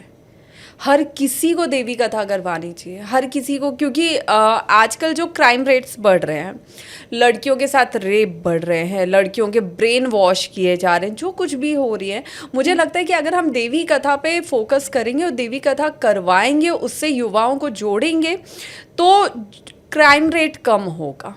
क्योंकि हम अपनी बेटियों को, युवाओं को ये समझा ही नहीं पा रहे कि हमारे अंदर भी एक दैवीय शक्ति है जिसे जागृत होने की ज़रूरत है। हमने आज अपनी बेटियों को बहुत कोमल बना दिया है घर के अंदर, कि अगर बाहर कोई बदतमीज़ी कर रहा है, कोई कुछ भी कर रहा है, तो आप घर आ जाते हो, या तो आप किसी को नहीं बताते हो डर की वजह से, और या तो आप पेरेंट्स को बता देते हो जैसे तैसे हिम्मत करके। तो पेरेंट्स बोलते हैं अच्छा उस गली में ये हुआ था, एक काम करना कल से वहाँ मत जाना, दूसरे रास्ते से जाना। क्यों? मेरे पापा ने, मुझे याद है जब मैंने नया नया इवेंट का काम स्टार्ट किया था और 10th 11th क्लास में किया था, तब मैंने पापा को एक बार बोला कि पापा मुझे भोपाल में इस जगह इस ऑफिस में जाना है। तो मेरे पापा ने, और शाम का समय था, सर्दियों का टाइम था, तो सनसेट जल्दी हो जाता है तो अंधेरे में, तो पापा ने मुझे हाथ में ना 15 रुपये रखे। पापा ने बोला कि यहाँ से तुम मेन रोड पे जाओगी, मेन रोड से इतने नंबर बस मिलेगी, उससे जाना ऑफिस तक, ये वहाँ पे बस उतारेगी, ऑफिस से इतने नंबर बस मिलेगी, उससे वापस आ जाना। मैंने कहा पापा मैं अकेले कैसे जाऊँगी? कह लगे क्यों, हर जगह हम रहेंगे क्या साथ में, जा के आओ। तो मेरे पापा ने मुझे ऐसे बड़ा किया। मेरे पापा ने कभी ये नहीं बोला कि उस गली में तुम्हें किसी ने परेशान किया तो रास्ता बदल दो, नहीं, उनको ऐसा मुंह तोड़ जवाब दो कि कल से वो उस गली में नजर ना आए। तो हमें बेटियों को वैसे बढ़ाने की ज़रूरत है, बेटियों को समझाने की ज़रूरत है कि वो कोई अबला नहीं है, वो ही सर्वशक्तिमान है। उन्हें अपनी शक्तियों को पॉजिटिव वे में समझने की ज़रूरत है। अगर मैं देवी कथा का कोई एक अंश जो आपको बहुत प्रिय है वो मेरे व्यूअर को सुनाने के लिए कहूँ तो आप कैसे बताएंगे? महिषासुर मेरा सबसे फेवरेट राक्षस ठीक है। और जब मुझे याद है, जब मैं देवी कथा के लिए पढ़ाई कर रही थी और महिषासुर के बारे में जब मैंने जाना ना, मैं खाना खा रही हूँ, मैं महिषासुर के बारे में बात कर रही हूँ कि महिषासुर ने कैसी। और आप सोचिए कि देवता जो थे उन्हें, क्योंकि बिना मेहनत के, बिना साधना के, बिना तपस्या के उनको एक पद मिल गया कि आज से इस देवता को इंद्र का पद मिल गया, इस देवता को वरुण का पद मिल गया। इंद्र कोई परमानेंट हमेशा एक नहीं रहते हैं, कोई भी देवता कभी भी इंद्र की पदवी पा सकता है, वो जब ईश्वर निर्धारित करेंगे। लेकिन राक्षसों का मैं इतना मानती हूँ कि उनको पता था कि उनकी मुक्ति का द्वार कहाँ से है, उनको पता था कि उनको शक्ति कहाँ से कैसे मिलेगी। उस शक्ति को पाने के लिए वो एक आसन पे या एक मुद्रा में 10,000 वर्ष तपस्या कर रहे हैं, 1,00,000 वर्ष तपस्या कर रहे हैं। इतनी तपस्या आप करोगे तो ईश्वर तो आपसे प्रसन्न होगा ही। और ये कलयुग है, यहाँ पे राक्षस भी हमारे अंदर है, देवता भी हमारे अंदर है। यहाँ पे मैंने अपनी कथा में बोला कि आप ज़्यादा नहीं, 3 महीने का संकल्प लेके देखो किसी भी चीज़ का, कि 3 महीने तक मैं ये काम नहीं करूँगा, 3 महीने तक मैं सिर्फ इस रूटीन को फॉलो करूँगा, इतने माला जाप करूँगा या ऐसी पूजा करूँगा या कुछ भी नहीं। 3 महीने तक मैं कुछ नहीं कर सकता हूँ, कुछ मत करो, किसी बेजुबान जीव की सेवा करो। आप 3 महीने किसी एक रूटीन को फॉलो तो करो अच्छे से, ईमानदारी से। ईश्वर आज कलयुग में बहुत जल्दी प्रसन्न हो जाते हैं। तो राक्षसों ने वैसे प्रसन्न किया और महिषासुर ने प्रसन्न किया। बस उसकी एक प्रॉब्लम हुई कि एक तरफ माँ से उसने जन्म लिया है और दूसरी तरफ स्त्री को ही उसने अबला मान लिया, और वो जो स्त्री को अबला माना वही स्त्री उसके संहार का कारण बनी। और ये बताया माँ ने हर समय पे कि अगर जन्म देने वाली मैं हूँ तो वक्त आने पे नाश करने वाली भी मैं हूँ। आज हमारी खुद की माँ जो है, हम उन्हीं से जन्म लेते हैं, और जब हम बहुत ज़्यादा शैतानी करते हैं, बहुत ज़्यादा मस्ती करते हैं, कोई ऐसा गलत काम करते हैं तो हमारी पिटाई लगाने वाली भी वो है। तो माँ ही सबको कंट्रोल कर रही है, माँ को कोई कंट्रोल नहीं कर सकता। अभी जब आप देवी कथा कहती हैं तो वहाँ पे कितने लोग पहुँचते हैं उस कथा को सुनने के लिए? उसका समय कितनी देर का होता है? 3 घंटे की हमने कथा की, 7 दिन तक। तो उसमें मुझे याद है कि लास्ट डे जब था, और मैं सच बताऊं क्योंकि वो मेरी पहली कथा थी, तो मुझे ये था कि लोग मुझे क्यों सुनेंगे। इतने अच्छे अच्छे कथावाचक हैं हमारे देश में, इतने बड़े बड़े, इतने अनुभवी कथावाचक हैं, तो लोग मुझे क्यों सुनेंगे। देखते हैं। बाकी अब माँ ने अगर ये जिम्मेदारी दी है तो माँ ने कुछ तो सोचा होगा। मैं फर्स्ट डे जब स्टेज पे गई उस वक्त 500-700 लोग थे, और मैंने ये बात कहीं नहीं बोली, मैं आज पहली बार बोलती हूँ। मुझे जब मैंने फर्स्ट डे कथा ख़त्म की ना, विराम दिया, मुझे लगा कि कल इससे कम लोग हो जाएंगे, परसों और कम हो जाएंगे, हो सकता है लास्ट डे कोई हो ही ना, मैं खुद को ही कथा सुना रही हूँ, हर्षा गुरुजी की बहुत बड़ी बेइज्जती हो जाएगी। लेकिन ईश्वर का चमत्कार बोलो, गुरुजी की कृपा बोलो, माँ की महिमा बोलो कि हर दूसरे दिन पहले दिन से 3 गुना क्राउड आता गया, लोग आते गए, सुनते गए। और लास्ट डे, मतलब फर्स्ट डे जहाँ 500-700 लोग थे, लास्ट डे 1.5-2 लाख लोग थे। क्या बात है। तो और उन लोगों को भी मैंने हाथ जोड़ के प्रणाम किया जो उस गर्मी में, क्योंकि मई की गर्मी चल रही थी, उज्जैन में बहुत ज़्यादा गर्मी थी, उस गर्मी में भी लोग कथा शुरू होने से आधे घंटे पहले आते थे और आधे पौने घंटे बाद जाते थे। मतलब 4-5 घंटे वो उस गर्मी में पंडाल में बैठे रहते थे। अगर कूलर की हवा लग रही है तो ठीक, वरना अपने हाथ से हवा कर रहे हैं, लेकिन वो हिले नहीं अपनी जगह से। तो ये मुझे लगता है कि लोगों की भी बहुत श्रद्धा थी, तो ये अकेला मेरा कुछ नहीं था। देवी कथा की आप बात कह रही हैं, महिषासुर मर्दिनी आपका सबसे फेवरेट प्रसंग है देवी कथा में। आपके जीवन में महिषासुर कौन है? बहुत बहुत हैं जिन्होंने नारी का मर्दन भी करना है ना, इसलिए मैं पूछ रही हूँ। हाँ, मैं इसीलिए बता रही हूँ आपको, क्योंकि जब मैंने महिषासुर के बारे में पढ़ा था तब मेरे दिमाग में भी यही चल रहा था कि जब जब स्त्री को दबाया गया, उसे तुच्छ समझा गया, उसे अबला और दुर्बल समझा गया, तब तब स्त्री ही आपके संहार का कारण बनी है। और किसी ज़रूरी नहीं है कि हम जान से किसी को मार रहे हैं, लेकिन आपका इस तरह नाश होगा, आप इस तरह मिट्टी में मिल जाओगे ना कि आप दोबारा उठ के खड़े नहीं हो पाओगे, और खड़े होगे तो आप स्त्री को नतमस्तक करते हुए खड़े होगे। तो मेरे जीवन में जो लोग ऐसे रहे हैं उनका भी धीरे धीरे हम कुछ का देख चुके हैं, कुछ का आने वाले समय में भी देखेंगे पतन। एक नाम है जिसको बाकायदा लेके मैं आपसे पूछना चाहती हूँ कि ये कौन है, क्योंकि बहुत मुखर होकर इन्होंने भी विरोध आपका किया था, बहुत से आरोप लगाए थे। दीपक सारस्वत कौन है ये? टीआरपी का भूखा इंसान जिसने ये देखा, जिसके घर में मैं आपको बताती हूँ, इस व्यक्ति को मैं थोड़ा सा कॉन्टेक्स्ट मेरे व्यूअर्स को बता दूं। ये वो शख्स हैं जिन्होंने हर्षा जी के ऊपर ये आरोप लगाया कि वो सनातन का इस्तेमाल कर रही हैं, उस मंच का इस्तेमाल कर रही हैं, और उस मंच का इस्तेमाल करके वो फिल्मों में जाना चाहती हैं, मॉडलिंग में कुछ हासिल करना चाहती हैं, बिग बॉस से ऑफर मिलेगा तो वहाँ चली जाएंगी। तरह तरह के मनगढ़ंत आरोप उनकी तरफ से लगाए गए। तो एक ऐसा शख्स जो आपको लेके दिन में कुछ, रात में कुछ, शाम में कुछ, मीडिया के सामने कुछ, सोशल मीडिया पे कुछ कह रहा है, फिर मैं तो उसका नाम लेके पूछूंगी ये कौन है? देखिए, आप जिस तरह उनको फेमस करना चाह रही है वो मैं नहीं चाह रही थी, ठीक है, लेकिन मैं आपको एक चीज़ बताऊं। उन्होंने, मुझे याद है कि जिस वक्त उनका पहला वीडियो मुझे मेरे परिवार ने भेजा, 2025 जनवरी की बात है ये पूरी घटना की, कुंभ की। 2024 23 अप्रैल मेरे पास एक मैसेज, मेरी मम्मा का स्क्रीनशॉट आया। वो व्यक्ति मुझे 10 सालों से ऑलमोस्ट जानता है, जो 10 सालों से मेरे पीछे शादी के लिए पड़ा हुआ था, ठीक है। और उसके बाद मैंने हर बार उसे मना किया, क्योंकि मैं किसी के चरित्र को कुछ नहीं बोलती, लेकिन मुझे बहुत कुछ उस व्यक्ति के बारे में पता चला था। और मैं ना, हर व्यक्ति जो भी शादी के लिए सोचता है या जो भी रिलेशन के लिए सोचता है, वो अपने लिए एक लॉयल पार्टनर ही, एक तो लॉयल और दूसरा जो अपनी दम पे बना हो। मेरे लिए तो ऐसा पार्टनर बहुत मैटर करता था। उसके पिता की प्रॉपर्टी से उसे 0 भी मिलेगा ना, मुझे चलेगा, क्योंकि मुझे ऐसा लगता है कि कोई इंसान अगर काबिलियत रखता है तो वो 0 से शुरू करके 100 तक पहुंच जाएगा, लेकिन उसमें काबिलियत होनी चाहिए।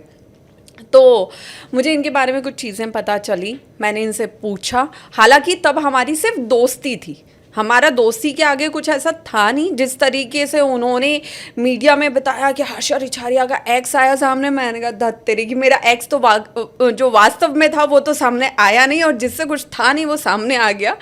तो उन्होंने फिर वो चीज़ बोली कि लाइक एक फ़ोटो दिखाई, शायद आपने देखी होगी, एक फ़ोटो दिखाई, और एक फ़ोटो जो मैं अगर आपके साथ खड़े होकर ऐसे सेल्फी क्लिक करूँगी तो वो एक नॉर्मल फ़ोटो उन्होंने दिखाई सेल्फी लेते हुए कि देखिए हम करीबी दोस्त रहे हैं। आप उस फ़ोटो से कैसे ये साबित कर देंगे कि मैं और आप कभी करीबी दोस्त रहे हैं? फिर जब मुझे उनके बारे में पता चला तो मैंने उनसे दूरी बना ली कि ये सही व्यक्ति नहीं है, ये पैसे के लालच में किसी भी हद तक जा सकता है, इसके अंदर रिश्तों के लिए कोई ईमानदारी नहीं है। अब जब मैंने दूरी बनाई तो उसके बाद उन्होंने बराबर मुझे बहुत कॉल्स किए। फिर जब इन्होंने देखा कि मैं शादी के लिए कन्विंस नहीं हो रही, उन्होंने मेरी माँ को फेसबुक पे मैसेजेस करना शुरू किया, माँ का नंबर लिया। और मेरी पेरेंट्स थोड़े सीधे हैं तो, और माँ को भी लगता है कि भाई हमारी बेटी की शादी हो जाए, उम्र हो रही है, कोई अच्छे घर में सेटल हो जाए। तो वो सारी चीज़ें चली। तो मम्मी ने मुझे बोला कि लड़का सही है, मैंने कहा नहीं। फिर मैंने मम्मी को बताया, जो चीज़ें मेरे सामने प्रूफ के साथ आई थी वो मैंने मम्मी को दिखाई, तो मम्मी भी थोड़ा दूर हो गई। फिर 23 अप्रैल 2024 को उसने आखिरी मैसेज किया फेसबुक पे मेरी माँ को कि अब तो मेरे पास सब कुछ है, मिलियन में फॉलोअर्स हैं, फेसबुक पे भी, इंस्टा पे भी, यूट्यूब पे, मेरी अच्छी कमाई है, मेरे पास गाड़ी है, सब चीज़ें, इससे ज़्यादा और क्या चाहिए हर्षा को? उससे बोलिए कि मुझसे शादी कर ले। और मुझे तो हमेशा से आप जैसी सास चाहिए थी, एकदम प्यारी सी, और आप प्लीज़ हर्षा को कन्विंस कीजिए। मम्मी ने उसे कोई रिप्लाई नहीं किया, मम्मी ने मुझे बताया, मैंने कहा आप इग्नोर मारो। 23 अप्रैल 2024 का ये मैसेज, जनवरी में जैसे ही 2025 में 1 साल भी नहीं हुआ उनके मैसेज को, जैसे ही मेरा नाम ऊपर गया उन्होंने मुझे 2 बार कॉल किया। ये मेरा भाई बैठा हुआ है, इसने मुझे बोला दीदी कोई दीपक करके कॉल आ रहा है। और मैं ऑलरेडी स्ट्रेस में थी, तो मैंने अवॉइड कर दिया। मैंने कहा अवॉइड करो उसे।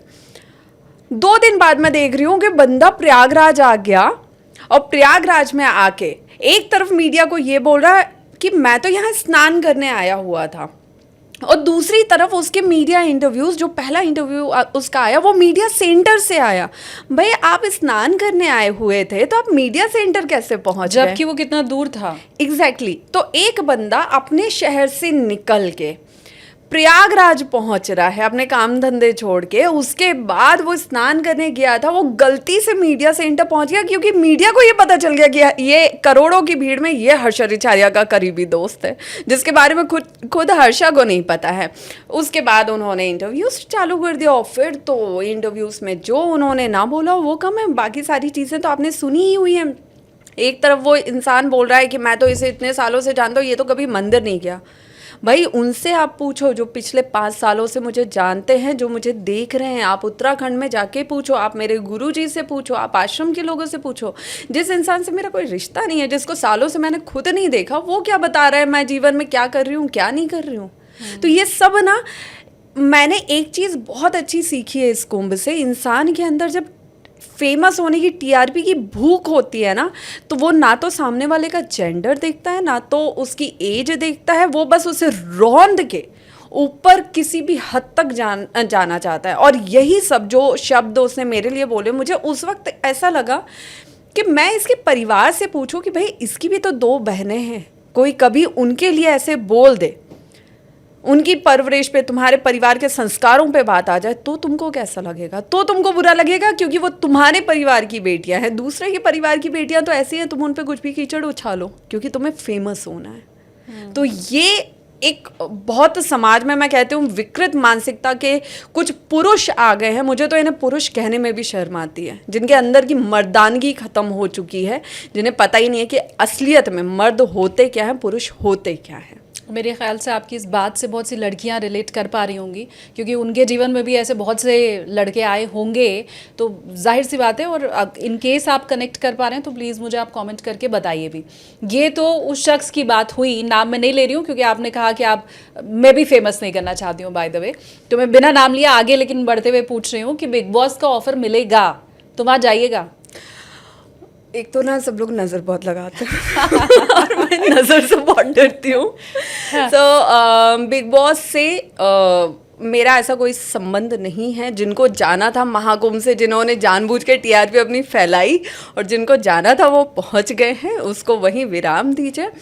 हम समाज में रह के, बिना किसी पद और बिना किसी चीज़ के समाज में रह के हो सकता है बहुत अच्छे से काम कर पाएँ और नज़र से बच भी पाएँ।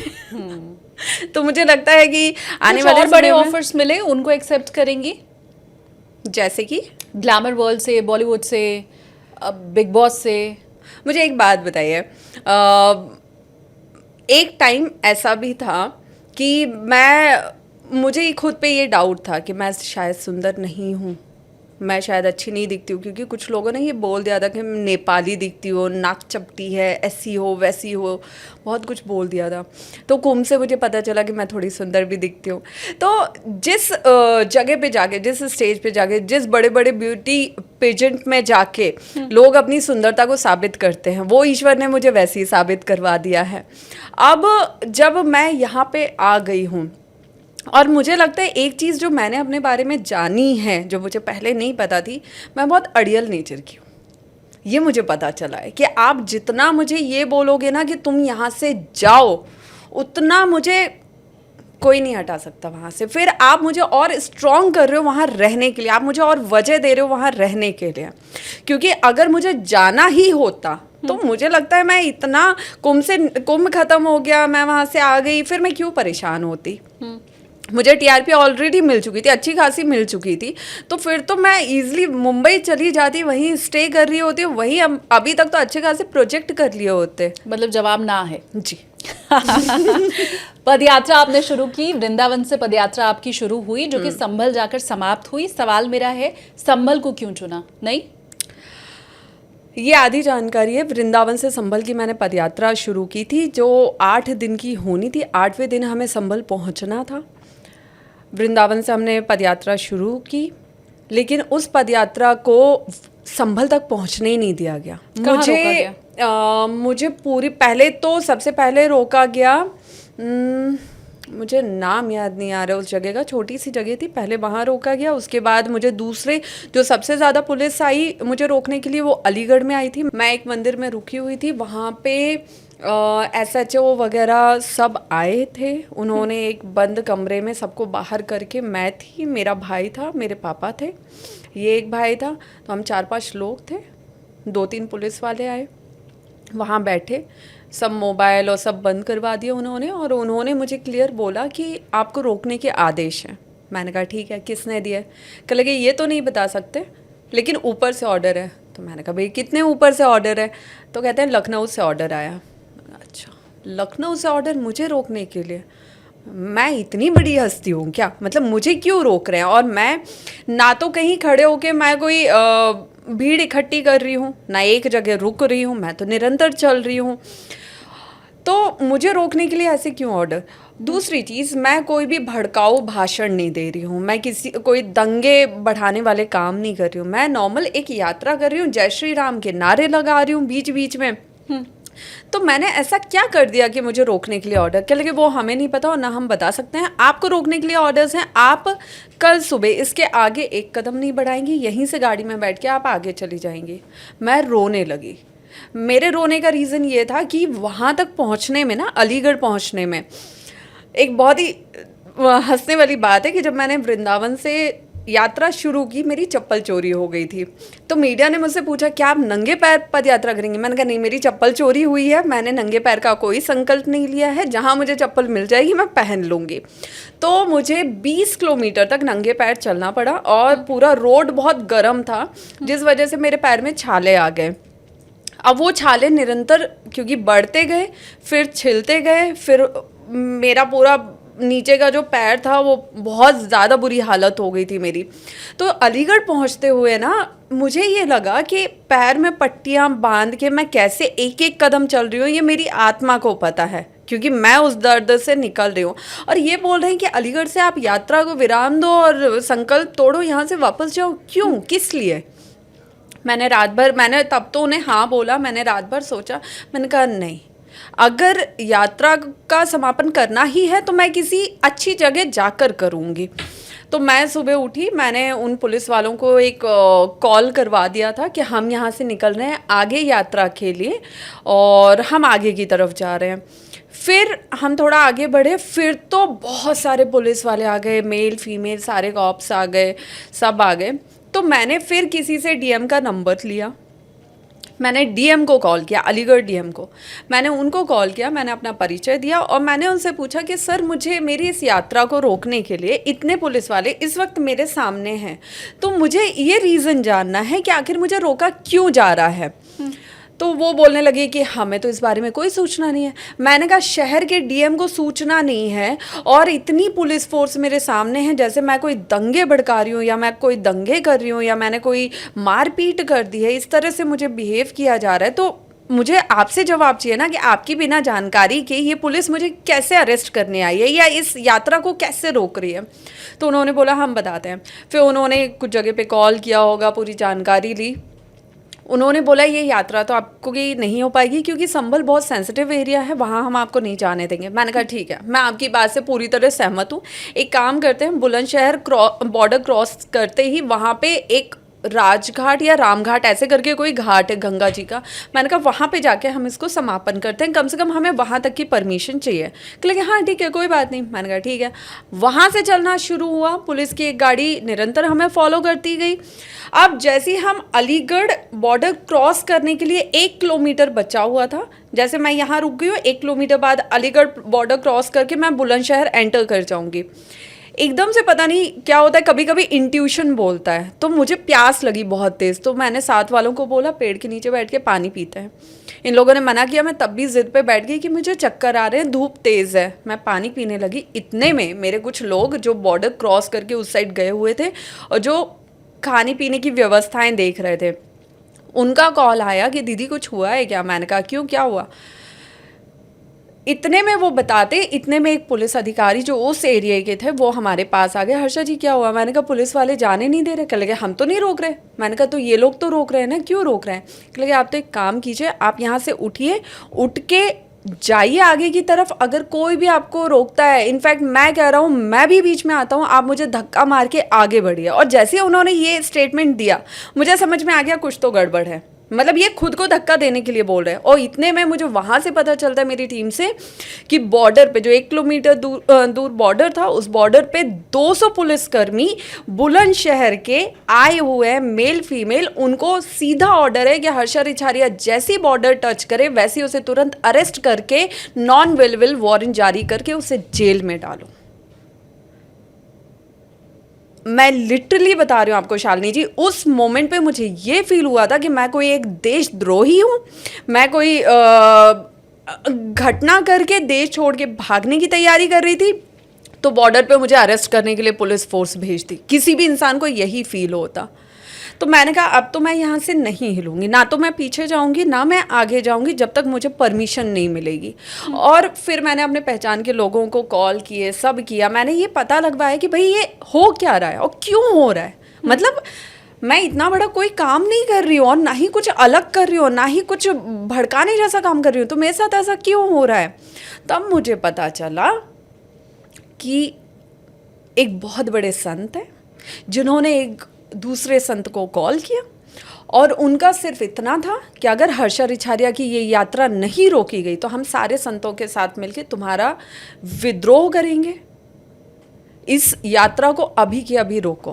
पहले उसमें एक संत शामिल था मुझे अरेस्ट करवाने के लिए, यात्रा रुकवाने के लिए, फिर देश का दूसरा एक और बड़ा संत उसमें जुड़ गया, फिर तीसरा एक और बड़ा संत जुड़ गया। उनका सिर्फ कोशिश ये थी कि इस लड़की को रोको, क्योंकि तब तक वो मीडिया में वो यात्रा के बारे में बहुत कुछ आ चुका था जो उन्होंने उम्मीद नहीं की थी। तो ये पूरा जो प्रेशर था वो ऊपर से आया था, पुलिस फोर्स के ऊपर स्पेशली था। पुलिस मुझे अरेस्ट करने आई हुई थी। तब मैंने बोला कि ठीक है, मुझे अरेस्ट हो गया, अपनी जीवन यहाँ पे रोकना नहीं है, मुझे अभी बहुत काम करना है। तब भी मेरे पास ऑप्शन था कि मैं ये सब छोड़ के मुंबई चली जाती, अपना करियर वापस बहुत अच्छे लेवल पे स्टार्ट करती। मेरे पास अच्छी टीआरपी थी, तब भी मैं नहीं रुकी। फिर मैंने कुछ लोगों से बात की, वो जो बॉर्डर पे सीएचओ थे उनसे बात करवाई, एसएचओ सीएचओ जो भी होते हैं, मुझे तो पूरे अधिकारियों के भी नाम नहीं पता। हाँ। तो उनसे बात करवाई, फिर उनको लिखित में दिया कि भाई हम उस घाट पे जाके, जो बॉर्डर के बाद 8 किलोमीटर वो घाट बचा है, उस पे जाके हम यात्रा को वैसे भी विराम दे रहे हैं, तो इतना नाटक क्यों हो रहा है। फिर उनको जब वो लिखित में दिया तब उन्होंने हमें बॉर्डर क्रॉस करने दिया। बॉर्डर क्रॉस करने के 2-3 किलोमीटर आगे हमारे खाने पीने की व्यवस्था थी। वहाँ पे जब हम खाने पीने के लिए रुके तो जैसे ही मैं खा के फ्री हुई, अब इतने सारे लोग सब एक बार में तो नहीं खा लेंगे ना, कि पंगत बिठाई और खिला दी। तो हम कुछ लोगों ने पहले खाया, फिर बाकी लोग लाइन से खाते जा रहे थे। तो जैसे ही मैं खा के फ्री हुई, मैं आके हॉल में बैठी, मेरे सामने पुलिस के पहले 10 लोग थे, 10 से थोड़ी देर में 20 हो गए, 20 से 30 हो गए, पीसीआर वैन आ गई, सब आ गए। और मुझे लगा कि अब तो ये लोग कुछ करने वाले हैं, क्लियर। तो फिर ये हुआ कि अब क्या करें। अब वो गुस्सा करने लगे, बदतमीज़ी करने लगे कि हमको पागल समझा हुआ है और यहाँ खाने पीने में सब मस्त हैं, ये है वो है, इनको तो उठाओ गाड़ी में डालो और कोई ज़रूरत नहीं है इसके आगे यात्रा करवाने की, यहीं से हो गई यात्रा ये वो। मैंने कहा ये तो कुछ करने नहीं देंगे।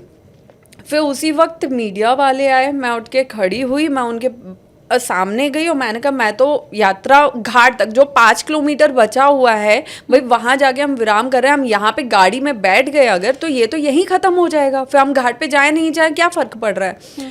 फिर जब मैं उनके बीच पहुंची, उसी वक्त एक नेशनल चैनल था, उसका रिपोर्टर आए और उन्होंने तुरंत लाइव स्टार्ट किया। और जैसे ही लाइव हुई तो जो पुलिस वाले मुझे बिल्कुल दबा के सर्कल में कर रहे थे, गाड़ी में बैठने के लिए प्रेशर दे रहे थे, वो तुरंत मीडिया को देख के दूर हटे। उन्होंने अपने ऊपर के ऑफिसर को कॉल किया, ऑफिसर को वहाँ का लाइव चीज़ें बताई। फिर ऑफिसर के बोलने पे वो सब दूर हट गए चैनल को देखते हुए। तब हमें वो 5 किलोमीटर वहाँ पहुँचना पड़ा। जैसे ही हम घाट पे पहुँचे, पूरी घाट को छावनी बनाया हुआ था और मुझे वहाँ पे एक संत भी थे, उन्होंने और पुलिस ने सबने प्रेशर देके वहीं पे संकल्प को तोड़वाया, वहीं पे मुझे सारी पूजन करवाई और तुरंत पुलिस अपनी निगरानी में मुझे गाड़ियों में बिठा के वृंदावन तक छोड़ने आई थी।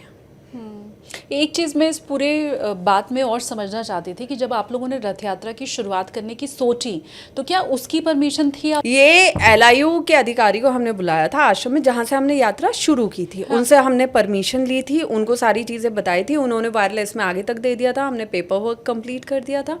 फिर हमें पता चला, क्योंकि वो हमारी पहली यात्रा थी, तो हमें पता चला कि वो जो LIU वाला बंदा जो हमारे पास आया था उसने हमें पूरा घुमाया और उसने ये फिर गलत रिपोर्ट बना के आगे वो भी फॉरवर्ड की हुई थी। मतलब यात्रा जिस पूरे रास्ते से निकलती है वो आपको बताना होता है, जहाँ जाके समाप्त वो सारी चीजें पूरी परमिशन आपने ली हुई जी, थी। जी। बावजूद इसके परमिशन लेने के बाद भी आपकी उस यात्रा को रुकवाया गया। जी।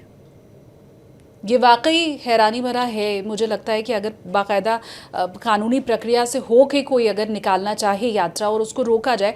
एक चीज़ आप मुझे ये बताइए, संभल मुस्लिम बहुल इलाका है और हम हमेशा ये जानते हैं कि कैसे हिंदू आबादी उस जगह पर कम हुई, कैसे वहाँ का पूरा जो ढांचा है वो ही बदल गया एक तरह से। क्या लाइमलाइट में रहने की आदत आपको वृंदावन से संभल तक की यात्रा करने पर मजबूर कर रही थी? वाय संभल? क्योंकि संभल मैं उससे पहले गई थी। हमारी ये यात्रा हुई थी अप्रैल में, मैं उससे पहले मार्च में संभल गई थी। और मार्च में जब मैं पहली बार गई थी तो जब मैं गई तब मैं नॉर्मल वहाँ भगवान के दर्शन करने गई थी और मैं देखने गई थी कि संभल है कैसा। मैंने कभी देखा नहीं था, सिर्फ सुना था। तो जब मैं वहाँ पे गई तो वहाँ पे मुझे विश्व हिंदू परिषद के कुछ लोग मिले, उन्होंने अपने साथ रह के मुझे संभल दिखाया। और जब उन्होंने संभल दिखाया तो संभल में जो पास्ट में जितनी भी घटनाएं घटी हैं 80 से लेके अभी तक की, मुझे याद है जब मैं मार्च में गई थी उस वक्त से पहले कुछ दिन पहले वहाँ पे एक घटना घटी थी एक लड़की के साथ जिसका गैंग रेप हुआ था। फिर हॉस्पिटल में जब उसको ट्रीटमेंट के लिए एडमिट करवाया गया तो हॉस्पिटल की फुटेज उन लोगों ने पूरे कैमरास जला दिए। देन उसके बाद डॉक्टर को बहुत धमकियाँ दी गई और फिर वो लड़की को ऊपर से आई थिंक 3rd या 4th फ्लोर से उसे गिरा के मार दिया गया। जब ये सारी चीज़ें मैंने देखी तो मुझे लगा, फिर वहाँ जब मैं बैठी हुई थी ना, क्योंकि मैं तो अकेले गई थी, एक कैब बुक करके मैं अकेले पहुँची थी संभल। तो जब मैं वहाँ पहुँची और जब मैं वहाँ की महिलाओं के साथ बैठी, उन्होंने बहुत से लोगों ने अपने घर पे किसी ने भोजन रखा, किसी ने चाय नाश्ता रखा और मुझे पता ही नहीं था। तो जब मैं वहाँ बैठी महिलाओं से, लड़कियों से बात की, तब मेरे सामने ये एक चीज़ आई कि आज पहली बार कोई लड़की संभल इस तरीके से आई है जो सनातन की बात कर रही है। अगर आप हमारा साथ देंगे तो हम लोग और मजबूत होंगे, हमारी बेटियां और मजबूत होंगी, तो वो घर में डर के नहीं रहेंगी बल्कि वो भी अपने लिए आवाज़ उठाना सीखेंगी आपकी तरह, आपसे इंस्पायर होके। तो आप कुछ कीजिए संभल के लिए। तब फिर वहाँ बैठ के मैंने ये चीज़ डिसाइड की कि एक अगर ऐसी पदयात्रा निकाली जाए जिसमें हम हिंदुओं को जोड़ते हुए संभल पहुँचें और तब आखिरी दिन पे हम संभल में जितनी भी बेटियाँ, जितनी भी महिलाएं हैं स्पेशली, उनके साथ हम कोई एक ऐसी सभा या छोटा सा आयोजन करें और उसमें फिर हम उनको कुछ ऐसे विचार व्यक्त करें, कुछ ऐसी समझाइश दें। तो मुझे लगता है वो उनके लिए भी अच्छा होगा और वो बेटियां अपने लिए स्टैंड लेना सीखेंगी, क्योंकि अभी वो नहीं ले पा रही हैं। तब ये विचार आया था। ठीक है, आगे बढ़ते हुए, क्योंकि आपका एक दावा ये भी था कि मुस्लिम शख्स एक आपको मेल कर रहा है, लव जिहाद जैसी बातें, ब्रेन वॉश करने की कोशिश, वो क्या इंसिडेंट है? देखिए, मैं खुद तो एक तो परेशान हूँ, मैं सच बताऊँ, मैं कुछ अपने ही समाज के, अपने ही धर्म के लोगों से परेशान हूँ, कुछ अपने ही धर्म गुरुओं से भी परेशान हूँ। उसका रीज़न ये है कि मुझे लगता है कि अगर आप एक दूसरे को नीचे गिराना बंद कर दोगे, एक दूसरे को नीचे गिरा के खुद TRP के लिए ऊपर उठना बंद कर दोगे और वास्तव में धर्म के मार्ग पे चलोगे, तो हमारा सनातन धर्म फिर इतना मजबूत उठ खड़ा होगा कि हमें कोई तोड़ नहीं पाएगा। ठीक है, आज जब हम जैसे जैसे हर दिन बदल रहा है, आज यहाँ बैठ के इतनी देर से हम और आप चर्चा कर रहे हैं, इतनी देर में फिर कहीं देश में लव जिहाद हो गया होगा, फिर धर्म परिवर्तन हो गया होगा, फिर रेप केस बढ़ गए होंगे, हुआ होगा ना, यहाँ हर मिनट कुछ ना कुछ हो रहा है ना इस देश में घटनाएं। तो मुझे लगता है कि अगर हम एक दूसरे के विपक्ष में ना होके एक दूसरे के पक्ष में होके एक दूसरे के साथ खड़े रहेंगे तो कोई भी घटनाएं इस तरह की बढ़ने की जगह कम होने लगेंगी। शायद हमें एक दिन ऐसा देश देखेंगे जहाँ पे इस तरह की घटनाएं नहीं होंगी। तो अब विपक्ष, आरोप प्रत्यारोप, इसका जीता जागता तो उदाहरण मैं हूँ, और मुझ पे तो मैं कुछ भी करूँ तो आज मैं कहीं खड़े होके पानी पूरी खा लूँगी तो उस पर भी मुद्दा बना देंगे कि साध्वी होके ये हरकतें। तो मुद्दा बनाने वालों को कुछ नहीं चाहिए। तब उस दिन मैं घर पे थी, फीवर में थी, और मुझे याद है कि मैं टाइम से रेंट नहीं दे पा रही थी, तो मेरे लैंडलॉर्ड ने मुझे खाली करने के लिए बोल दिया था कि आप घर खाली करो। तो मैं ऑलरेडी परेशान थी कि समाज में ये बातें सुन रही हूँ कि धर्म को धंधा बना दिया, धर्म से पैसे कमा रही है। दूसरी तरफ मैं क्या बताऊँ कि मैं किन हालातों से गुजर रही हूँ और मैं किससे हेल्प की उम्मीद भी रखूँ। तब वो सारी चीज़ें जब हुई तब ये मेल मुझे आया। तब फिर मैंने इस मेल को प्रॉपर पढ़ा तो देखा ये बंदा मुझे बहुत दिन से मेल कर रहा है। इनफैक्ट ये अभी भी आज भी डेली मेल करता है मुझे। तो तब उसी वक्त जब ये मेल आया उसी वक्त कोई एक घटना घटी थी लव जिहाद धर्म परिवर्तन की, मुझे अभी एग्जैक्टली याद नहीं है। तब मैंने वो व्यू रखा अपना, वो अपने विचार रखे कि जब ये सब क्यों होता है। आज अगर मेरी जगह कोई भी लड़की होगी जिसके ना दोस्त है, ना पार्टनर है, ना उसका धर्म उसे समझने को तैयार है, ना धर्म के लोग समझने को तैयार है, ना धर्म के गुरु समझने को तैयार है, कोई नहीं है उसके साथ, तब एक बंदा आता है, कहते हैं ना कि रोते को कंधे का सहारा देता है, तब वो उसे सहारा दे रहा है, उसे समझा रहा है। तब हमको लगता है कि यार इतने करोड़ों की भीड़ में सिर्फ एक ये बंदा है जो वो सवाल पूछ रहा है जिसकी मैंने उम्मीद की थी। तब हम उससे बात करना शुरू करते हैं, उसे समझना शुरू करते हैं। फिर धीरे धीरे वो हमारे दिमाग में ये बीज बोने लगता है कि देखो तुम्हें तुम्हारे धर्म के लोग नहीं समझ रहे थे, तुम्हारे धर्म गुरु तुम्हें गलत साबित कर रहे थे, तुम्हारे धर्म के लोग तुम्हें ट्रोल कर रहे हैं, मजाक उड़ा रहे हैं, इतना उल्टा सीधा बोल रहे हैं, मैंने तुम्हें समझा।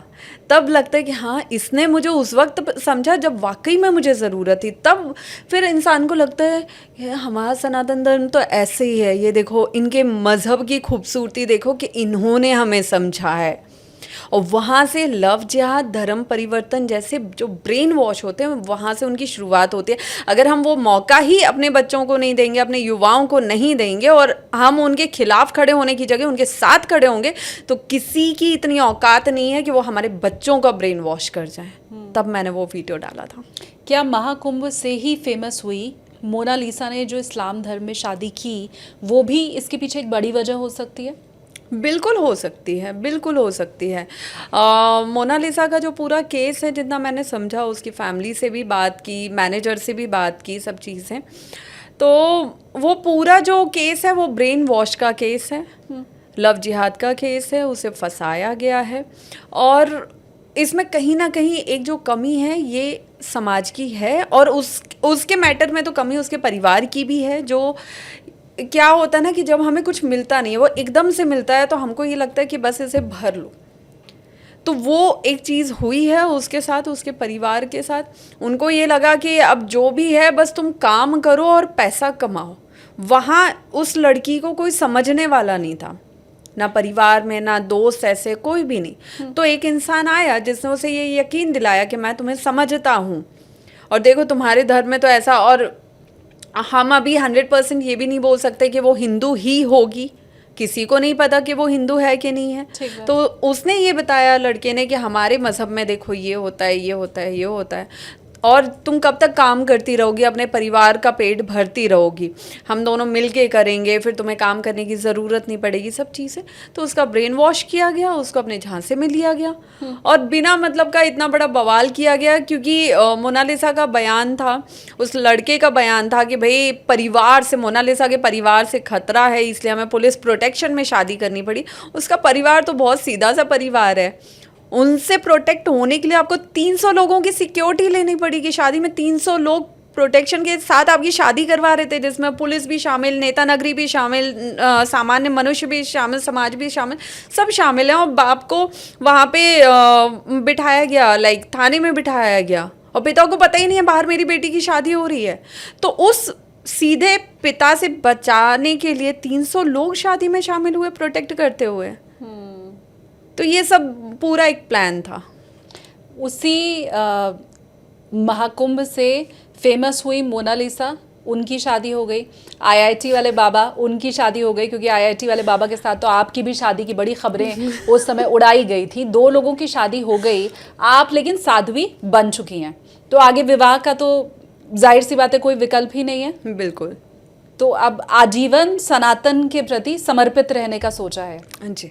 और देवी कथा कहते हुए आगे बढ़ने का सोचा हाँ है। जी, देवी कथा करते हुए और नारी शक्ति के लिए काम करते हुए, जब थोड़ी बहुत अर्निंग स्टार्ट होगी तब वो पैसा मुझे नारी के ही लिए ही लगाना है। जो समाज में ऐसी नारियां, ऐसी बेटियां जो मेरी तरह टारगेट हो रही हैं, जिन्हें किसी सहारे की ज़रूरत है, उनका सहारा मैं बनना चाहती हूँ। बहुत सारी शुभकामनाएं मेरी तरफ से आपको। वैसे मैं समझाने का कोई ओहदा तो नहीं रखती हूँ, लेकिन फिर भी मैं कहूँगी कि महाकुंभ से बहुत कड़वी यादें आपको मिली ज़रूर, लेकिन वो वही महाकुंभ था जिसके चलते आप यहाँ मेरे साथ पॉडकास्ट में बैठी हैं। ये वो देश है या दुनिया है या समाज है जिसने न माँ सीता को छोड़ा है, न भगवान राम को छोड़ा है। सबके ऊपर आरोप लगे, गाना है कुछ तो लोग कहेंगे, लोगों का काम है कहना। बहुत सारी शुभकामनाएं मेरी आपको। आप भगवत भजन करें, देवी की कृपा आपके ऊपर हो, और आगे जो भी आपने सोचा है महिलाओं के लिए, समाज के लिए, देश के लिए, युवाओं के लिए, सनातन के लिए, उन सब में बहुत ताकत आपको मिले, बल मिले आपको। बहुत बहुत धन्यवाद। धन्यवाद।